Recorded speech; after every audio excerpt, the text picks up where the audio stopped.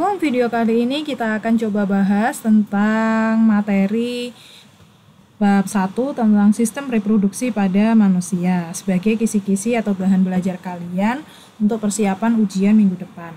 Jadi kedepannya insya Allah saya akan bahas setiap bab masing-masing fokus di 10 soal ya, untuk bab 1 sampai dengan bab 5. Pada soal nomor 1 ini, bagian testis yang berperan dalam produksi sperma produksi. Jadi kita fokus di produksi ini. Siapa? Kita coba lihat epididymis. Epididymis apa sih fungsinya? Epididymis adalah tempat penyimpanan, berarti bukan. Vas deferens apa? Menghubungkan epididymis dengan uretra. Terus vesikula seminalis. Vesikula seminalis ini suatu kelenjar yang memberikan nutrisi untuk perkembangan dari sel sperma itu sendiri. Jadi yang paling mungkin yang D, coba kita lihat. Ternyata yang D itu apa sih? Tubulus seminiferus. Dia adalah saluran panjang berkelok-kelok tempat pembentukan sperma. Jadi pembentukan sama produksi itu sama. Otomatis nomor 1 jawabannya yang D. Selanjutnya kita ke soal nomor 2. Soal nomor 2, pasangan berikut bagian alat reproduksi laki-laki dan fungsinya yang benar. Skortum. Skortum itu apa? Skortum itu menjaga suhu testis agar sesuai untuk memproduksi sperma. Kita keep dulu ya. Terus tubulus seminiferus ini tadi sama tempat berproduksi sperma. Ini adalah fungsi. Berarti nggak sesuai ya, sebagai saluran keluarnya. Kalau saluran keluarnya itu adalah uretra. Uretra berfungsi di sini pematangan sperma. Pematangan sperma yang benar adalah epididymis. Vas deferens berupa saluran, di sini adalah tempat produksi, berarti jelas salah. Nah, di sini kita balik lagi ke opsi A. Opsi A dia ngomong pembungkus. Pembungkus berarti kalau dibungkus otomatis suhunya akan stabil. Berarti cocok untuk membentuk sperma. Jadi jawaban paling mungkin adalah yang A.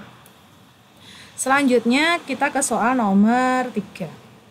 Pernyataan yang benar terkait dengan jumlah kromosom spermatogonium. Apa sih spermatogonium? Spermatogonium adalah sel induk sperma. Jadi sebelum dia menjadi sperma, cikal bakalnya itu adalah spermatogonium. Bagaimana ciri yang sesuai antara spermatogonium dan spermatozoa? Kita coba cek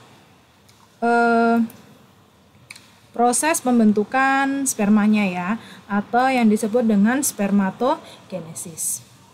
Coba kalian amati di sini sebentar.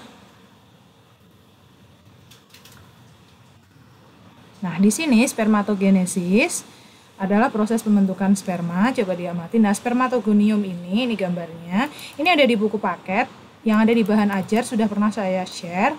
Ada di halaman 14 buku paket. Nah, ini spermatogonium, ini adalah testis. Testis di sini ada tubulus seminiferus, ada epididymis untuk pematangan. Terus habis itu setelah dia selesai berkembang, nah proses pembentukannya itu dari spermatogonium yang bersifat 2N. 2N itu apa? 2N itu berarti disebut dengan diploid. Terus membentuk meiosis lagi sampai terbentuk spermatozoa yang bersifat haploid atau N. Jadi sel gamet itu pasti bersifat haploid, baik dari individu laki-laki maupun perempuan. Jadi ingat-ingat, spermatogonium adalah diploid dan spermatozoa adalah haploid. Nah, di sini berarti spermatogonium bersifat diploid 2N dan spermatozoa bersifat haploid. Berarti sudah benar, sudah ketemu jawabannya. Untuk nomor 3 adalah jawabannya yang A. Terus kita ke nomor 4. Nomor 4 ini ovarium adalah tempat terjadinya apa sih? Coba kita lihat. Fertilisasi. Fertilisasi itu adalah peleburan antara sel kelamin jantan dan sel kelamin betina. Fertilisasi terjadi di tuba falopi. Jadi saluran yang menghubungkan antara infundibulum dengan rahim. Kalau implantasi itu penempelan zigot pada dinding rahim. Terus pematangan ovum. Pematangan ovum berarti dia adalah tempat pembentukannya. Berarti terjadinya di mana? Di ovarium. Kalau perkembangan bayi otomatis ada di uterus ya. Jadi jawaban nomor 4 adalah yang C. Terus kita ke nomor 5. Nomor 5 ini pernyataan yang benar mengenai oogenesis. Apa sih oogenesis? Oogenesis adalah proses pembentukan sel ovum atau sel kelamin wanita. Terus kita coba lihat pada gambar bagaimana sih proses terbentuknya ovum pada proses oogenesis. Ternyata oogenesis itu terjadi sebelum kita atau individu betina itu dilahirkan. Jadi ini ada bakalnya itu namanya oogonium. Sampai ke oosit primer itu terjadi dalam masa kandungan si ibu. Dia itu sudah terbentuk, sudah mulai proses pembentukan ovum ya. Nah, setelah oosit primer selesai baru dia berkembang lagi sampai menjadi ovum. Ini sampai terjadi ovum, sama-sama haploid. Kalian bisa pelajari ini ada di buku paket halaman 21. Terus selain dia itu menghasilkan ovum yang bersifat haploid, dia juga menghasilkan polosit atau badan polar yang berjumlah 3. Jadi diingat-ingat bahwa oogenesis itu menghasilkan 3 badan polar dan 1 ovum. Oke. 3 badan polar dan 1 ovum. Oogenesis dimulai sejak lahir, tentu salah karena sebelum lahir pun oogenesis sudah terjadi. Terus hasil dari oogenesis adalah 1 ovum dan 3 badan polar. Ini ya, berarti nomor 5 jawabannya yang B. Terus habis itu kita ke nomor 6. Nomor 6, tahap oogenesis pada bayi perempuan yang baru lahir telah sampai pada fase. Nah, ini tadi sudah dijelaskan bahwa dia berhenti pada fase oosit primer sampai di kandungan. Berarti jawabannya oosit primer. Ada di sini oosit primer yang opsi C. Selanjutnya ke nomor 7. Nomor 7, hormon yang memicu perkembangan folikel dan penebalan dinding rahim. Sekarang kita bahas satu-satu. LH itu fungsinya buat apa? Ternyata LH berfungsi untuk pengeluaran sel telur atau yang sering disebut dengan ovulasi.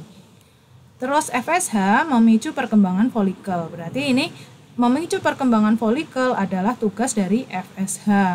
Terus berarti A benar apa salah? Salah, karena perkembangan folikel FSH berarti opsi yang paling mungkin adalah yang C. FSH sebagai perkembangan folikel.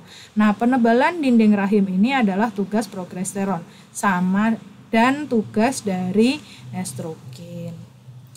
Ada di halaman 23 pada buku paket kalian boleh cek. Nah, di sini estrogen dan progesteron memicu dinding rahim untuk menebal. FSH, hormon LH, terus ini ovulasi ya. Silahkan dipelajari di halaman 23. Untuk hormon-hormon pada individu betina. Jadi ini tadi jawabannya yang C. Nomor 8 berikut ini yang langsung terbentuk setelah proses fertilisasi, setelah sel induk jantan ketemu dengan induk betina. Apa yang terbentuk? Yang terbentuk adalah zigot. Kenapa? Karena zigot adalah hasil peleburan inti sel sperma dengan inti sel telur. Terus embrio itu apa? Embrio itu adalah zigot yang telah membelah. Jadi setelah terbentuk zigot, dia akan berkembang, membelah akan membentuk embrio. Embrio lama-lama bisa menjadi janin, terus membesar menjadi bayi. Sedangkan plasenta itu adalah suatu lapisan yang melindungi janin, terus memberi makan, bukan memberi makan sih, jalan lahirnya makan, jalan tempat makannya menuju ke si janin ini tadi. Oke. Terus kita selanjutnya, nah ini organ yang terbentuk pada rahim berfungsi menyalurkan oksigen dan nutrisi dari ibu ke janin. Oke, kita ke nomor 9. Nomor 9, proses meluruhnya sel-sel epitel penyusun dinding rahim disebut apa? Kalau ovulasi ini adalah pengeluaran sel telur dari folikel yang telah matang. Folikel yang telah matang dia akan dikeluarkan dalam proses ovulasi. Sedangkan fertilisasi tadi sudah ada peleburan sel inti jantan dan sel inti betina. Implantasi ini penempelan embrio pada dinding rahim. Terus di sini adalah menstruasi, adalah keluarnya darah, lendir dan sel-sel epitel penyusun dinding rahim. Nah, di sini meluruhnya berarti keluarnya. Berarti jawabannya yang D.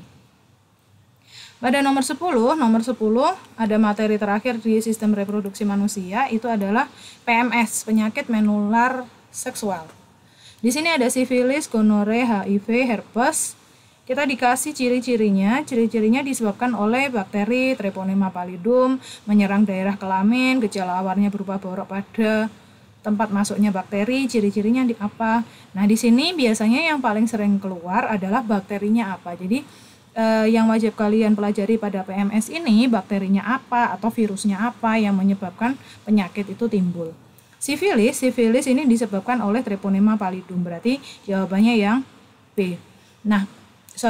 Jawabannya adalah yang A. Terus kita ke jawabannya yang A. Sedangkan gonore ini paling enak dihafal karena kenapa? Nama penyakit dan bakterinya hampir sama, disebabkan oleh bakteri Neisseria gonorrhoeae. HIV tidak disebabkan oleh, HIV ini adalah suatu nama virus yang menyebabkan penyakit AIDS. Menyebabkan AIDS yang mengakibatkan penurunan daya imunitas atau kekebalan kita. Jadi akan lebih gampang kena penyakit sehingga badannya drop dan itu berbahaya. Terus herpes simplex disebabkan oleh bakteri Candida albicans. Jadi tolong misalnya mungkin soalnya akan saya balik, apa yang menyebabkan penyakit gonore atau apa yang disebut dengan fertilisasi seperti itu. Jadi apa yang sudah dipaparkan dipahami, syukur-syukur kalau dihafalkan. Sampai jumpa di video berikutnya. Terima kasih. Wassalamualaikum.